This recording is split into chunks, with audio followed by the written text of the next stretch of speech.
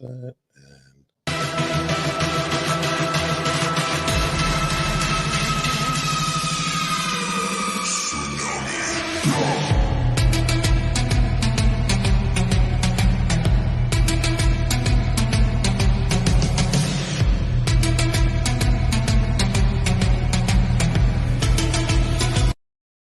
Still, all right. But in regards to like voice, is it in both ears or one ear?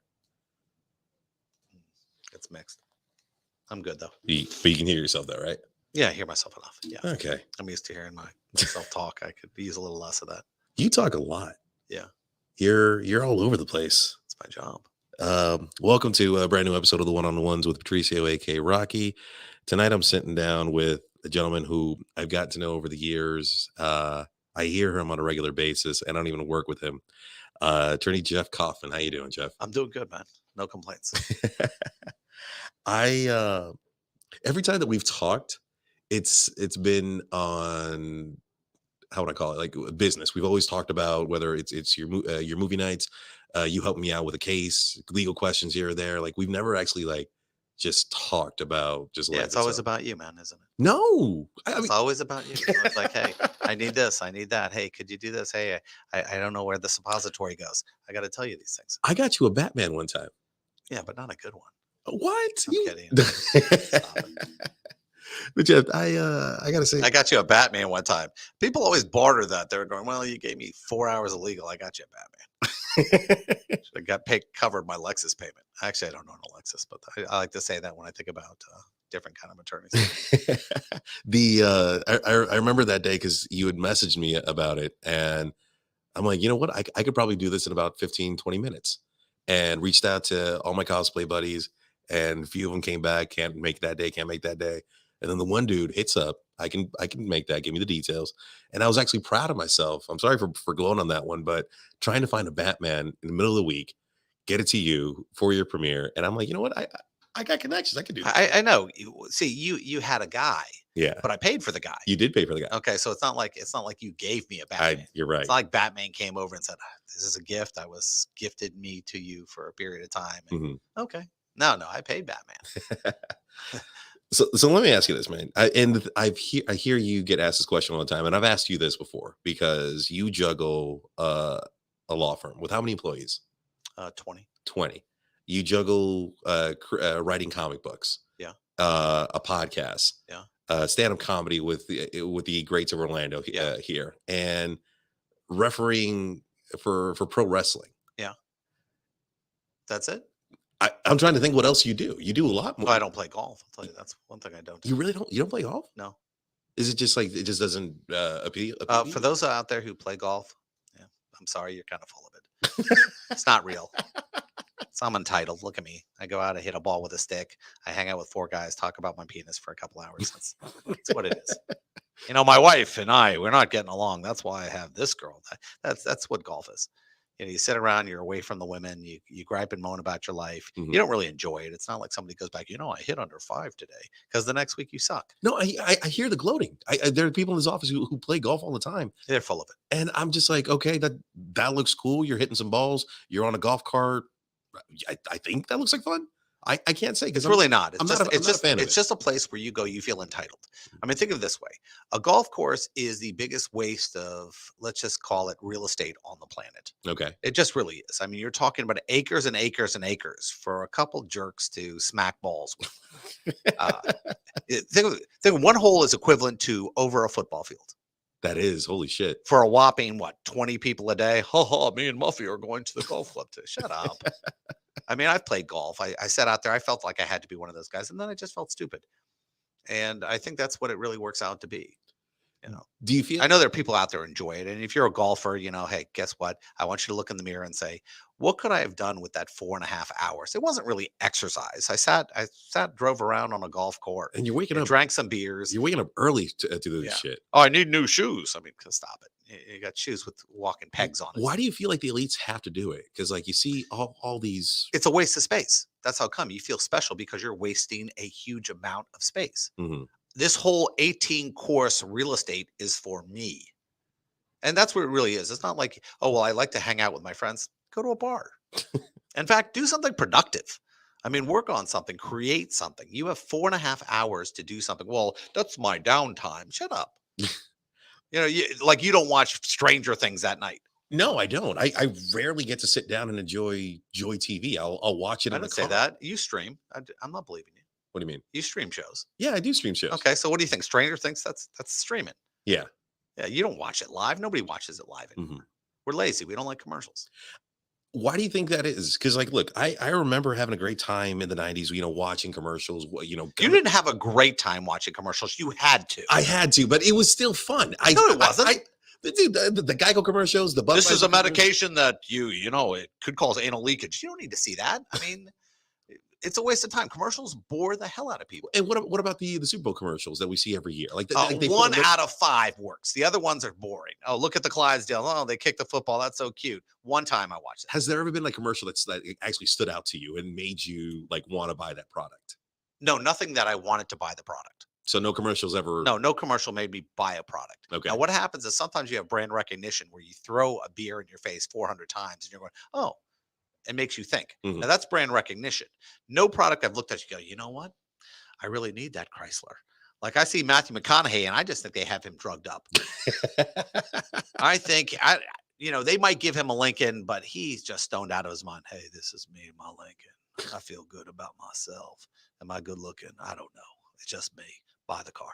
No, I've never desired to buy a Lincoln because I saw Matthew McConaughey. So advertising itself doesn't work for you. No, it doesn't work at all. Okay. I need to hear the voice. That's why most of my advertising, when you hear my ads on something, Mhm. I'm always a part of it somehow. Yeah. Like for example, in the Orlando Weekly, I have the back cover, but I have a legal column on the inside.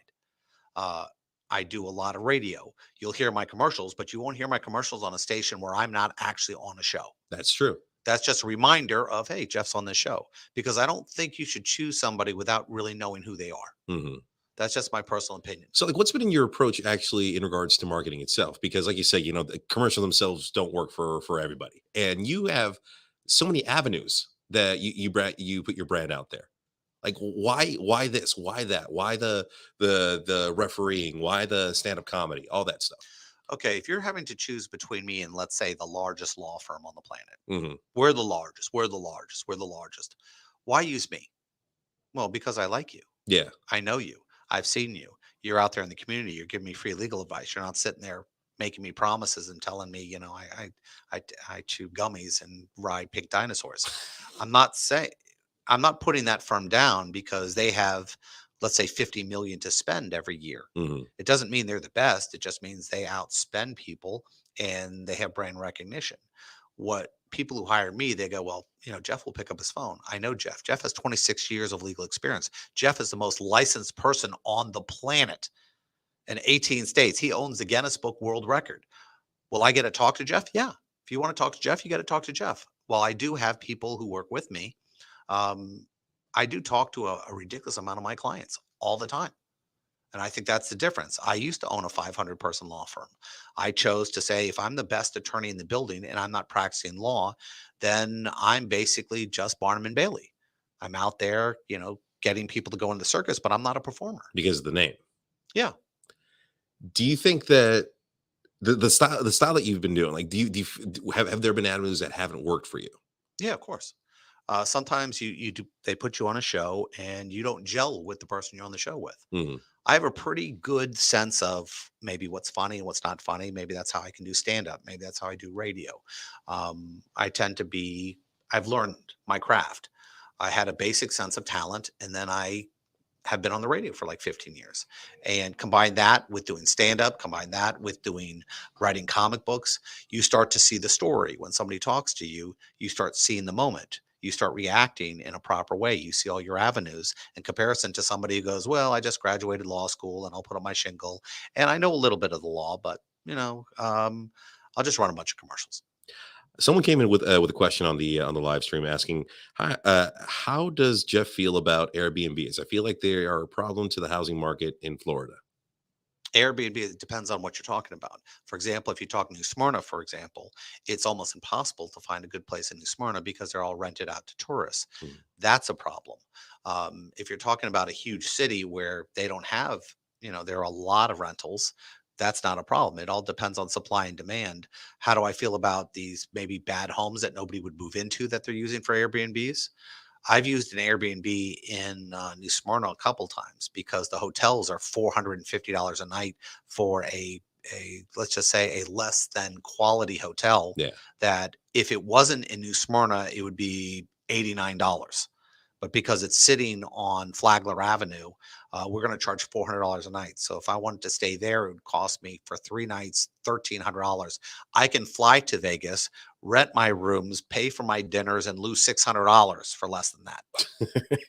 So that's my feelings about that. Okay. Well, thank you, Brandon, for the question on that one. Let me ask you this, because you'd mentioned about the comic books. I've hear you all the time when you do the nerdy nudes on 1041, and you are extremely passionate when it comes to the world of comics, and you have a lot to say. What was it that like brought you into that world? Because man, you're an attorney, you're a retired veteran. Like, what is it about the comics that that drives you?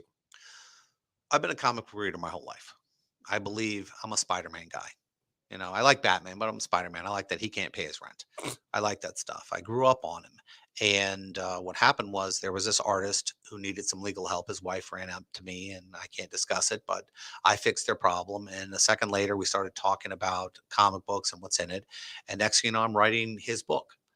And that's how it started. And then I had to start failing forward, meaning I had to learn my craft. It never comes easy. If you want to do something, expect to be terrible at it. And then the next day you'll be less terrible and less terrible and less terrible. Then you'll be semi competent. Then you'll be more competent. Then hopefully by the time you're done, you'll be okay at your craft. When I say good, I think when you're good, people tend to like, how can I say, people think differently of you. They think, oh, he's uppity, he's this, he's that. Hmm. Be glad that people want to read your stuff or use you or like you, and know that it could end tomorrow, depending on whether you're willing to learn on a daily basis, even when you're winning. The how many different comic books have you written since you started Big City Comics? 16 graphic novels and about 60 single issue books. And what got you like working with Russ on that Jolly Jane, or was it like were there other books before that? No, Jolly Jane was one of the last books I did. But Russ came up to me and he goes, "Hey man, I want to write a comic book." I'm like, "Okay, give me the premise." He gave me the premise. I said, "No,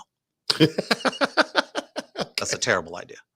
And here's the problem: when you work with a celebrity or somebody important or somebody you work with, a lot of times you don't want to offend them, and you Mm. go, "Okay, we'll try this." If you're really somebody's friend and you have expertise, you tell him why it won't work and give him some options. Well, when I told him I couldn't do this book because it just wouldn't be good, and I didn't want to put his name attach his name on something that I would consider a goof. Yeah. People don't know what a goof is. A goof is just when you do something for somebody and people, oh, it's great. It's not great. It sucks. And a month later, he came to me, he goes, "Jeff, you turned me down." He goes, "Very few people turn me down." And that doesn't mean Russ has an ego. Hmm. That means that the people who surround Russ, a lot of people, they do look at him as a celebrity because he has been on the radio for 30 years and they know him. And he was surprised when I said no. I said, "Well, how about this? Why don't we craft a good one? Why don't we do something good?" And he came to me with an idea. I said, "All right, I like this part of the premise, but let's do this, this, and this." Hmm. And then we worked on something for 4 months. And I'll tell you what, he did humble himself. He did say, "Hey, Jeff has expertise in this field. I'm going to follow his direction." And in the end, we came out with a book that I can put into his hands that he goes, "Wow, I'm proud of this." And that's a huge deal. And I think that's the way you have to do something. If you're going to help a friend, put both feet in Yeah. and take your business.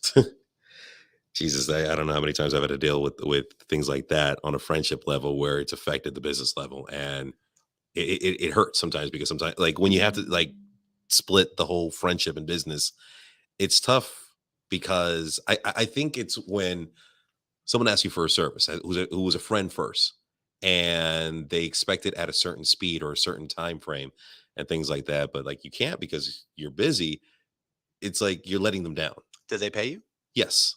Well, then you should treat it like a business. No, and in fair sense, but at the same time, it's like there have been times where I've been asked to do certain things, whether it's handiwork, mechanic, things like that, and within a certain time frame, I'm like, I'm only one person, and it puts a strain not only on the business but on the friendship. Before we started this podcast, Yeah. I said to you, I might have dinner plans tonight or something like that. Mhm. And I said to you, how long is it going to take? Oh, maybe 30, maybe 45 minutes. You were thinking in the best case scenario, 30 to 45. Yeah. But if things went wrong, it could be an hour, could be an hour and 30. You ever notice that on Star Trek when they asked him how long it would take to fix the engine, he would say like 5 days. Yeah. We have 10 minutes. He was able to do it in 10 minutes if things went wrong, but he did set proper expectations in the beginning because Mhm. if he finished early, things would have been great. Now, if you don't set proper expectations with somebody from the beginning, hey man, could you help me with that car? How does 5 days sound? Now, let's say in your head that you know it only takes two. Mhm. Who cares? You set proper expectations. So when you deliver it to them early, it'll be great. But let's say the fastest you could fix it, the fastest any human being could fix this would be 2 hours. And you took 2 hours and 1 minute. He would be disappointed with you Yeah. because you did not set proper expectations from the beginning. And that's the way you do with friendships.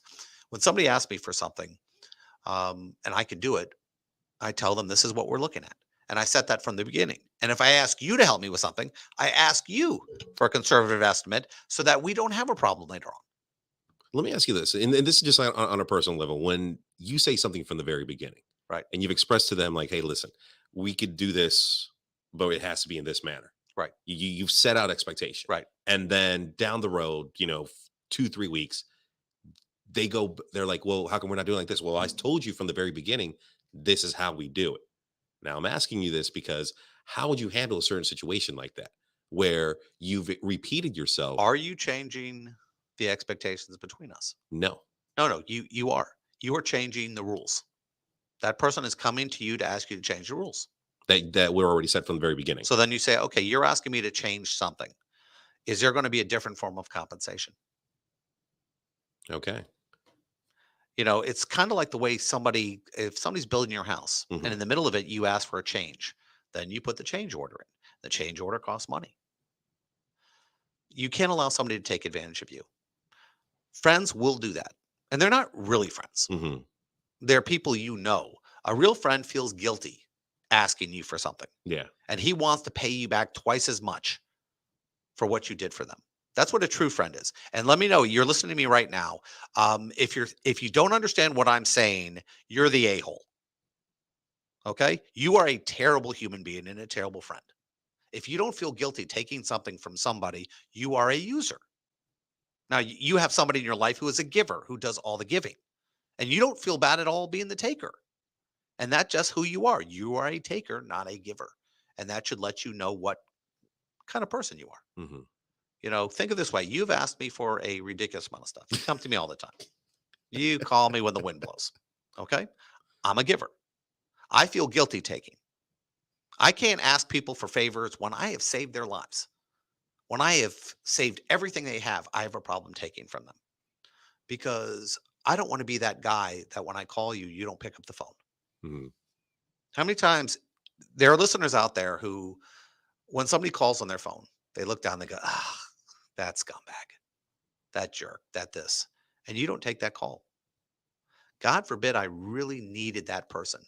And because of my past conduct, they won't help me. That's the kind of relationship you have. I feel it, and I'm just doing a response to I it. don't mean to screw with you, but I'm No, telling no. you that's what it is. I'm not saying that you take more than, but you do take more than I give. But that's okay because I like it like that. I don't want to owe you. I don't want to feel like because when anybody asks me for a favor, Hmm. it's brutal. They want something that's going to take 10, 20, 30, 40 hours of my time. They don't want something for like 2 minutes. They want me to fix a legal problem of theirs. They want me to go to court for them. Oh, their aunt just got arrested for stealing from the church, Hmm. but she's a good person. Even though I only do personal injury, I wind up having to help people in that situation. And I don't have a problem if you do it once. But if that is your modus operandi, you are the most taking SOB on the planet. Eventually, I'm going to block you or lose your number. And you're going to, what happened to Jeff? Jeff don't love you no more. That's and I'll tell you, Yeah. you and I haven't got to the point where every time we do something that I haven't said, hey, listen, dude, where's the love? Yeah. You know, No, and I gotta ask you this, and this is where I'm gonna dive in on a personal level on my go ahead. part. A year and a half ago, we were talking, and I'd mentioned to you that I had a case, Right. And I don't talk about it that much. I do little tidbits here or there, but I told you that I had a really, really fucked up case against me. Right. And you asked me to, to look at it. Why was that? You mean you said you had a problem and I said I'll look at it for you? Yeah, like because you decided you wanted to look at the case. You wanted to look at my case. I said, let me help you. You're my friend and I saw you suffering. That's not a religious issue. That's just a who I am. Hmm. If I see somebody I care about suffering, I will try to help. And the fact is that like Liam Neeson, I have a certain set of skills, and the truth is I gave you what I consider ridiculous advice. I diagnosed your situation because of my experience dealing with stuff like that. Hmm. And, hopefully it gave you peace. It did. Okay. So I offered up something. It made you feel better. Mission accomplished. No, and believe me, I'm thankful to everyone who helped in with that Yeah, case, because you knew what I was facing. You knew absolutely. the the shit that I was going through, and without hesitation, like you jumped in, you gave your advice, you helped out, you kind of put my mind at ease throughout that whole ordeal. And Listen, there are people in this world, like I said, there are the givers in the world and there are the takers. And I believe in that. And I'd rather be, like I said, I'm not saying I like to spend all my time helping people and have them screw me over and not do anything for me. But I do believe in good karma. And I think the more good you put out, the more good you get, or the less bad you get. It's all a balancing test in the end. If you're a bad person, I think bad stuff is going to happen to you. And that's just the way. And I'm not saying I'm perfect with the way I do some bad things sometimes, like everybody else, but I do put out more good than bad. So I hope that in the end, if I'm standing in front of the man or mhm. whoever it is or the woman, and she goes, "How you doing, Jeff?" I'm like, "How you doing?" She goes, "I didn't like all those Jesus jokes." I said, "I know, it was just a bad joke." But in the end, I think it all pays off. And I think that good things happen in friendships. Um, don't keep hostility inside. And people don't understand that. You live for conflict. If you get home at night and all you want to do is gripe and moan about how bad your day is, give it some relevance. Go, if you walk down Orange Avenue and you see the dude sitting in his pants, you see the pee stains in the front, Mhm. and you can't appreciate your own life, you're a little bit douchey. It's holy shit, dude. That's pretty fucking deep right there. And I got to tell you this real quick to lighten the subject. Everyone's loving your jacket. We got Brandon saying, "And I love the Hey, purple hey, jacket." you know something? If you can't rock the purple, you might as well just go beige. Billy Floyd saying the same thing. I dig this man's jacket, and Yeah. that's another gentleman I want to introduce you to in regards to marketing and not marketing, but like podcasting as well. Billy? Billy Floyd, yeah, Billy Floyd. Billy Billy Floyd. Floyd sounds like a boxer, right? Billy Floyd weighing in at 175 pounds. Yeah, I can hear Well, that right now. oh, he's a fighter. I'll give you that right there. And then Aaron coming in saying, "Please let Jeff know that we will be comical and lighthearted, full of mischievous mayhem, chaos on Friday." Yeah, Or don't Friday. be prepping the show here. Everyone hates a bragger. Go ahead. But we do have one more coming in regards Tell to me to go below myself, right? Brandon's Yeah, that asking, jacket looks like ass, dude. Okay. tough question. How does Jeff feel about the raid on Trump's home? I think politics and law enforcement can be extremely painful. Hmm. I think people take advantage of that. I'm not talking about Trump.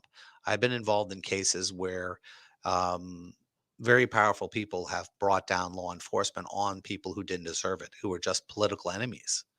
And that happens all the time, whether that be ordering 500 FBI background checks on your opposition or running this. I'm an independent. I'm an independent for one reason. I know too much law. I've taken about 9 bars, which is approximately 2,700 hours of legal study. I understand the Constitution in ways that I wish I didn't. So when I see things and I go, that's BS. That's BS. That's BS. I mean, Roe versus Wade is a good example. Everyone's going, oh, the Supreme Court shouldn't do this. Let me make it clear the Supreme Court doesn't do anything, they determine problems between parties. It's that simple. Any politician who didn't like the ruling on Roe versus Wade could have walked up in front of Congress and said, listen, here's my bill, vote on it. I don't care if we win or lose, vote on it.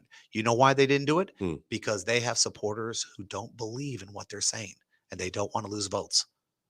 And that's the way it works. I believe I'm pro-choice. But I do know how a law is created, and we all do from Schoolhouse Rock. Remember, I'm just a bill. Yes, I'm only a bill, and I'm sitting here on Capitol Hill. It's funny how much I'm off to the White House where I wait in line for a lot of other bills. So when anybody says the Supreme Court for the president to sign it, when he signs me, then I'll be a law. So here's the deal: you want to make laws? Make laws. You know when you can't make laws? When the Supreme Court is forced to view something that they don't want to. They haven't wanted to deal with Roe v. Wade in 40 years. But the problem is this: every congressman who gets up and goes, and they get up there with their signs and everything else, walk a bill onto the floor and let the people who don't want to vote for it at least be able to go see this guy. But they don't want to do that. And that applies to every form of law, whether you're Republican or Democrat.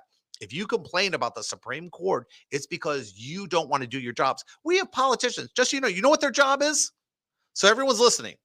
You know what a congressman's job is? To vote. That's all they have to do. Could you imagine that's all my job? I'm only told, could you imagine your job was, hey, 20 times a year, you got to say yes or no. Yay or nay. That's your job. How many people actually don't vote? How many people miss those votes? Oh, tons. How is that possible? You have one job, yay or nay. My son's autistic, and he can say yay or nay. So your guy's spending $1 billion to get elected, and he can't vote, or he can't put a bill forward because he knows it's going to fail. Let it fail and show the people who made it fail. Gay rights is a good example like this. The Supreme Court guaranteed gay rights because the politicians wouldn't do it. I was a huge supporter for gay rights. Everyone out there doesn't know when gay rights were given. Gay rights were given not in the rights to be married, but it was given in a case in Atlanta about 3 years ago when they said you can't discriminate against employment. And that made gay rights an actual class in the Constitution, like race, religion, sexual orientation is now a protected class because of the Supreme Court, not because of Congress. And that's the problem. People don't understand. Congress people have a duty to make laws. And when they don't, they get these bad decisions that they blame on these guys because they are too chicken crap to walk in the door and file it themselves. Well, then let me ask you this real quick. Sure. Why now? Why at the moment that Roe v. Wade got overturned? Why at that time? Why did that case come forward? Because the argument on that case was valid. It was a valid case that came in front of them. Roe v. Wade is actually a terrible case to make a decision on because they were making decisions on scientific issues. For example, when is a child alive? Mm-hmm. Now, 5 months, 6 months, right before birth? I mean, what area do we decide? Now, we have laws on the books that decide that a fetus is a child at a certain age for criminal purposes. So what we need is Congress to go in and say, okay, we believe that up to 5 months, you should be able to get an abortion. After 6, only for medical reasons, for example, death of the child or death of you. Not because you waited 5 months, but for an actual reason. Now, but we have to define that time frame, whether it be 4 months, 5 months, 6 months. We do know that other than for a serious medical reason, there's no reason why anybody should be getting an abortion on the 9-month. Mm-hmm.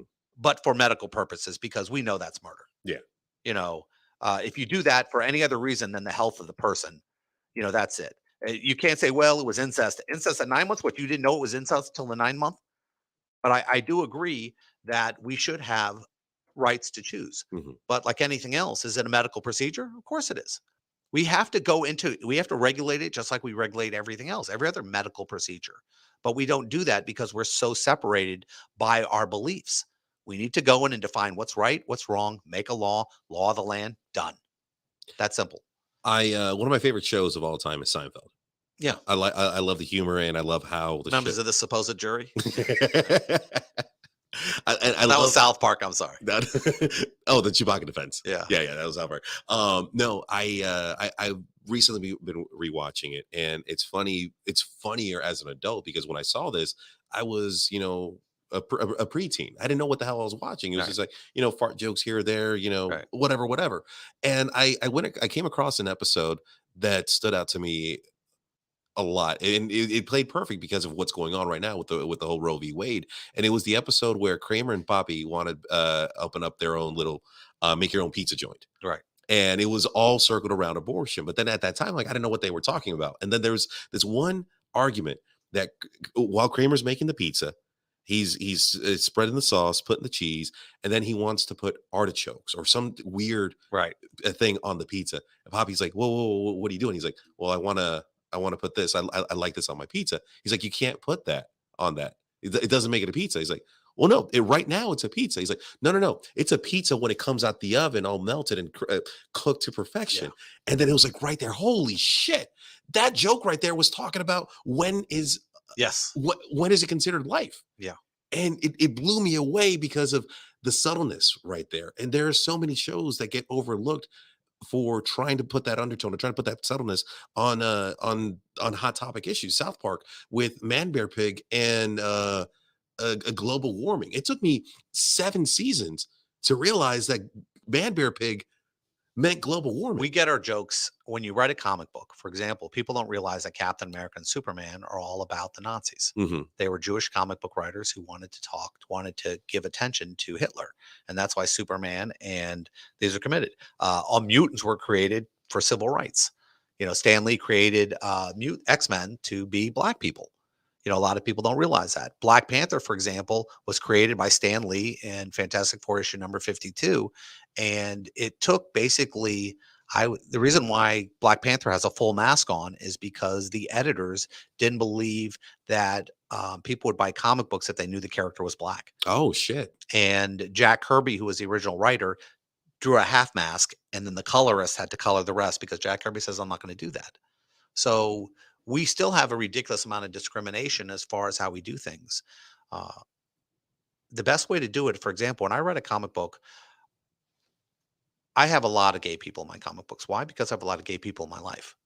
I don't do the math and go, okay, for every one gay guy in my life, I'll do one character. I mean, it's just silly, the idea to do that. But nobody has ever come up to me afterwards who was straight or let's just say far right and mentioned the gay character to me. Why? Because I didn't introduce him as gay.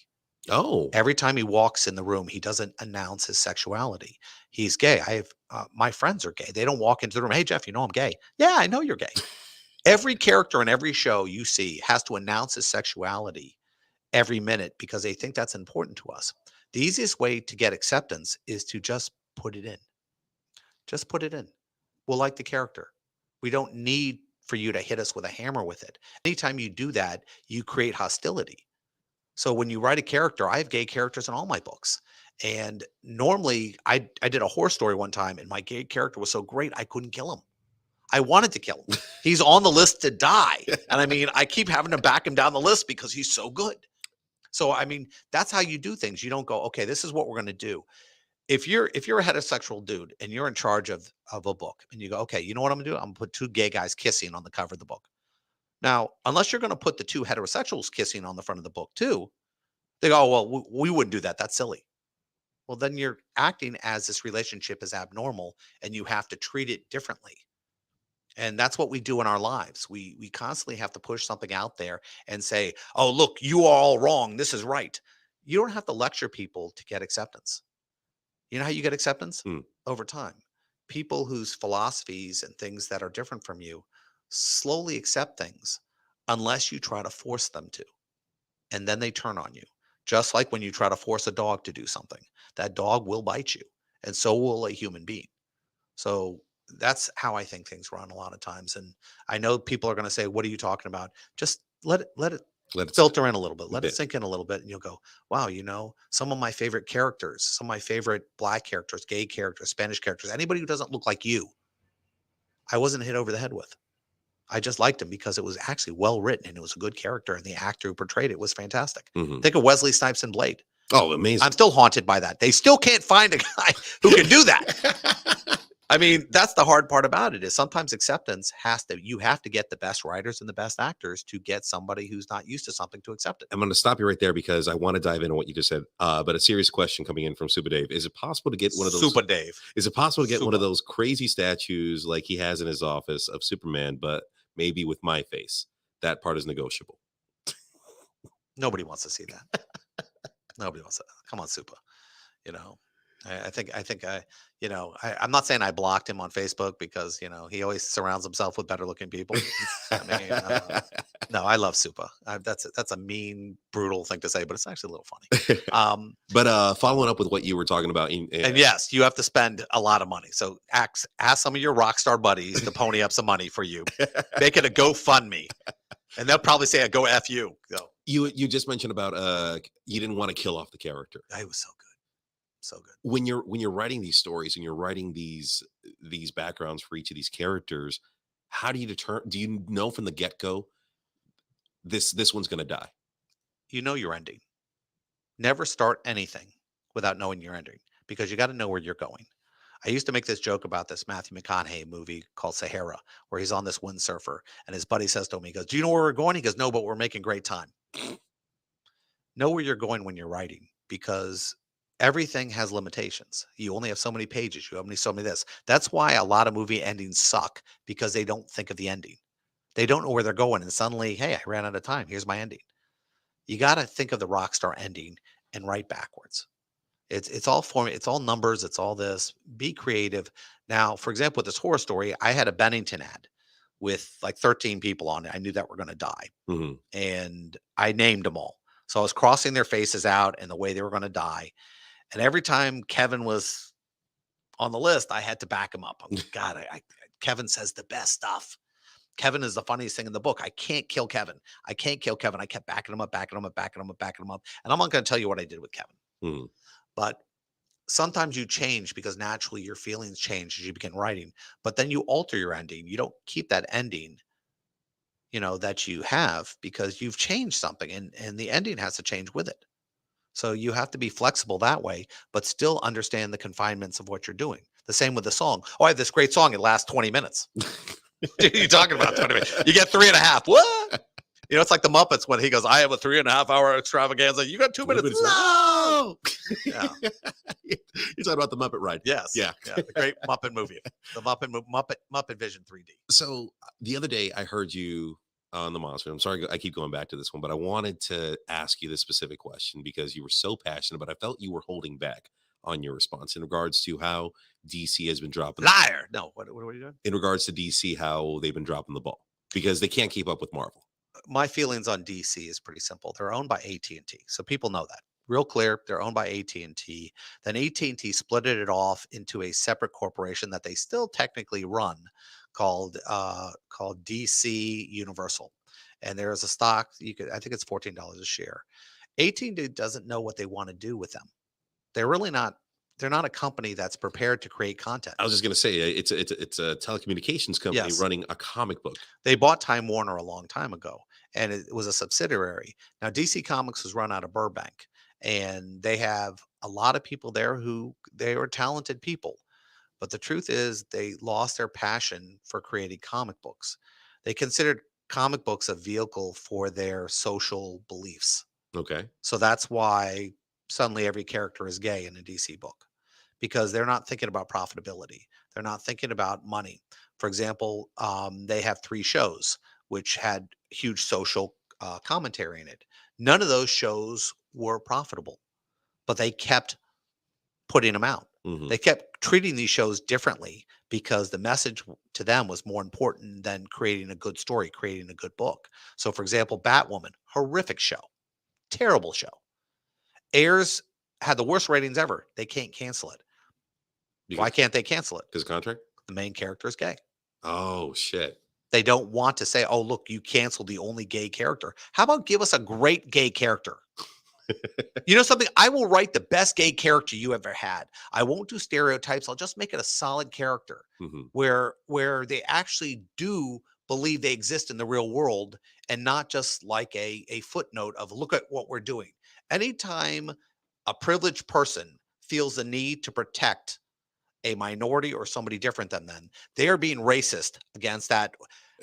Like Patricio, you're Latino, right? I'm ready for Okay, this one. I'm ready for this Patricio, one. you last thing you need is a 45-year-old white housewife going, "Don't pick on Patricio.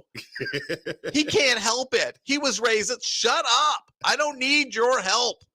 And that's what it is. It's the Karens of the world thinking it's their duty to protect this race that can't protect themselves, and it's ridiculously offensive. No, and I want to shed light on that one because I got pissed off when one of my characters was about to get canceled. But I got to give a comment right here. Ryan Holmes chiming in. Oh, Jeff, too many shows in one day.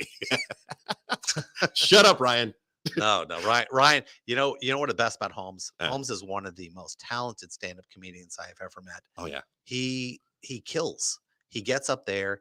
He is every man, and he has his own phobias and his own stuff, but he delivers, and he's likable because you feel for him. Mm-hmm. You feel when he talks about the things that he's not good at, you feel for him. And most stand-up comedians can write jokes, but they're comics, not comedians. A comic can read anybody's material. A comedian can only make certain material of their own. The best people in the world, Carlin, Chris Rock. There are people out there who are ridiculously talented. Kevin Hart, guys like that. They have they own their material. Mm-hmm. Ryan Holmes owns his material. So I hear his stuff and I'm like, oh, he's fantastic. Oh no, I've been watching Ryan's career for God knows how many years. Since Ross McCauley hosting oh my God, tumbleweed shows over at Johnny's. Like I've been watching Ryan Holmes forever, and then like watching his evolution and watching him go from where he was to where he is now. I'm so happy for the dude because he fucking deserves it. I mean, you talk about the conversation we just had. Uh-huh. I don't think you can go farther out on a limb than that. And saying what you believe is right or wrong. And this isn't based on socioeconomic. This isn't based on my religion, my politics, whatever. You just have to look at the middle and go, what are we looking at? Mm-hmm. And if you honestly look at something, you can see the truth in it, but people will still try to define you by it. Like when people look up my politics, and that's the amazing thing to me. I promise you, one of your listeners will look up to see what party I'm a part of. I'll get an email tomorrow. Hey, Jeff, I know you're independent, but you sound like a Trumper. You sound like you're pro-Biden or something like that. Yeah. And it's amazing how quickly people don't want to hear if they don't like what you said, how quickly they want to discount why you said it. You said it because you're racist. You say it because you're not racist. You're this, you're that. Instead of us trying to look at things and go, well, how do we get along? If we were all stuck on an island together and we all had to hunt for food, we all had to do something, you think anybody would care what color you were? No.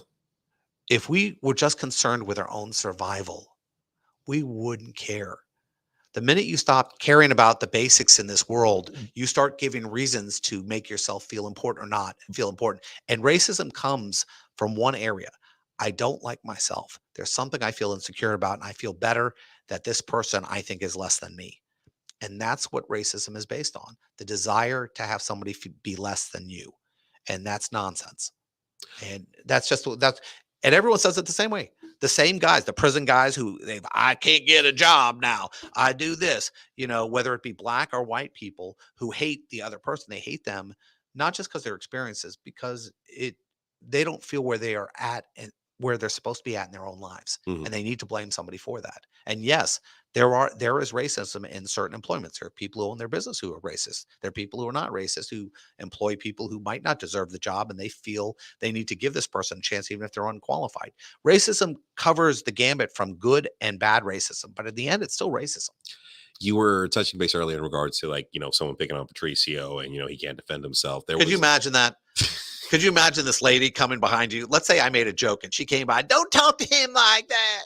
You'd be like going, I don't need your help. Yeah. Trust me. Please do not defend me. There was during the whole cancel culture at its pinnacle, how they went ahead and we're still there. Oh no. Don't think we haven't entered. But like when they were going against cartoon characters and they canceled Pepe Le Pew, that one, okay, I get that. It wasn't. Did anybody ever think it was okay for Pepe to do what he was doing? No. Isn't it great that Pepe exists so we can go, don't do that? If you don't have Pepe, then people go, I don't know what we're supposed to do. But when they went ahead and wanting to cancel Speedy Gonzalez. South Park, they wanted to cancel a lot of people. I was pissed off. Oh, because Mexicans love Speedy. Yeah, I have never That's the Mexican. heard. That's a Mexican national icon. Is Speedy. Exactly. And the thing was, like, I had gotten some backlash because I defended, like, why are you trying to cancel Speedy Gonzalez? Well, because he's a White people. negative. You ever notice that no Hispanic or Latino got up and goes cancel him? No. Bunch of white people who think, this is kind of offensive. We're offended for you. Don't be offended for me. Trust me, you're always wrong. And my argument was like, well, growing up, look, I'm a kid in the 90s. I would watch Speedy Gonzalez kicked ass. He did kick ass, and it was like one of the we don't even have Jewish superheroes. I'll take one. Very few representations of the Spanish culture in cartoons. And then for me to see reruns of Looney Tunes and seeing Speedy Gonzalez being the badass that he was, and his cousin Slowpoke Rodriguez. I know my uncle is just like Slowpoke Rodriguez. That's my uncle. We call him Slowpoke. And it was just. I would love to have a superhero. Hey, this is Jewbag. He's great. I wish Jewbag was whooping everyone's ass. Don't take Jewbag from me. I got one. I know he's a Jewbag. I know. Hey, I don't like the name, but he kicks ass. My Uncle Cheapo. We have one of those. And it got me thinking. Just everyone's going to go, he's mean to Jews. I am a Jew. Guess what? I can draw. If that's Jewish ways people dropping the N-bomb. Of course. No.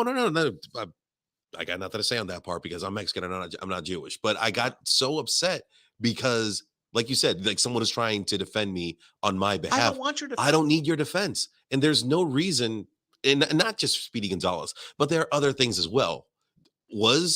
Are certain brands or are certain logos that are in a sense offensive? Yes and no, right? You have to ask your question. Let's talk about Aunt Jemima and Uncle Ben. Okay. So that's where we're going. Let's go. Aunt Jemima and Uncle Ben. You're going, okay. I would think that if a group, let's say the NAACP said, hey, listen, enough with Aunt Jemima. Mm-hmm. How much, we think this is bad. It bothers us. Don't do it. Okay. But when it's canceled by, let's just say, a bunch of Anglos who feel this is wrong or right, that's a whole nother story. Mm-hmm. For example, the Cleveland Indians. That's a good example. The image of the Cleveland Indians was pretty racist. It looked like a cigar head and everything else like that. The Redskins, for example, there was no cartoonish. Are we going to change the Florida Seminoles? Probably not. No. Florida State Seminoles? No, because it's treated with dignity and respect. Yeah. Seminole Indian tribe is treated with, but imagine people go, having 55,000 people do the war chant is offensive. Mm. I mean, we're all going to get to a point where everything we look at has a vanilla flavor to it. And suddenly we're all going to run to the fringes because we're so bored at what they think we should be watching. We're going to run. You're going to run to the Bill Burrs. You're going to run to, all these comedians who are on the back ends, because we realized a lot of comedians were on the offside. When you think of George Carlin, a lot of your listeners don't know who he is. George Carlin was on the fringe. Yeah. And it was comedy became so vanilla that we were dying for the Richard Pryors. We were dying for these people who would say things that would make us laugh, that would make us uncomfortable. Mm-hmm. And when you're worried about that thing, you might need to bail. I can't even imagine what's going on. Ryan's going, shut up, Jeff. No. It's just I'm thinking to myself in regards to George Carlin, the comedians that I wouldn't put them on the same level, but like try to do that shock factor as well. Like Jimmy Carr, Jim Jeffries, Anthony Jeselnik. They go for that. Solid comedians. They're solid comedians and they go for that shock value. But then they're the individuals that be like, oh, he's just going for the shock value. Well, Carlin used to do this. He said, I'm going to shock you, then I'm going to tell a smart story, because people want to be slapped first, mm-hmm. and then they'll listen to the story. I tell a bunch of great long stories. When I say a long story, you tell a story that lasts about 7 minutes. And it's funny in the process, but most people in an audience will not wait 7 minutes to be amused. Yeah. Unless you get them from the beginning. That's why Carlin started off. I saw Carlin in Vegas, and he would start off with talking about vaginal issues. And the first thing out of his mouth, and you go, what? And then he'd go into it. 2 minutes later, he'd go into a long story, and you're not ready for it. And sometimes think of Dice Clay, for example. Dice Clay, not funny anymore. No shock value in it. Yeah. He blew his shock value. So then you have to rely on his comedy, and his comedy wasn't that good outside the shock value. Like if I saw him in Vegas now, I'd say, well, he's a talented guy, but he created this character that was limited. And that's what a lot of comedians do. They create a limited character and they can't take it any farther. What do you base your comedy off of? I have a rule when I create something. If I can see it, I can sell it. If I can't see it, I won't write it. Like I have a terrible routine right now about and I came from being in the car with somebody.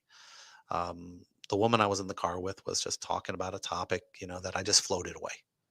And that happens. Women, you do it when we talk about sports or something or something boring, or boxing. I mean, some women might be cross, and I don't want to stereotype, No, but my girlfriend but knows so much about the fucking NBA, and but I just get blown away. when somebody comes home from work and they start talking about, oh yeah, this woman at work was talking to me, and I know she has a problem with me, we just float away.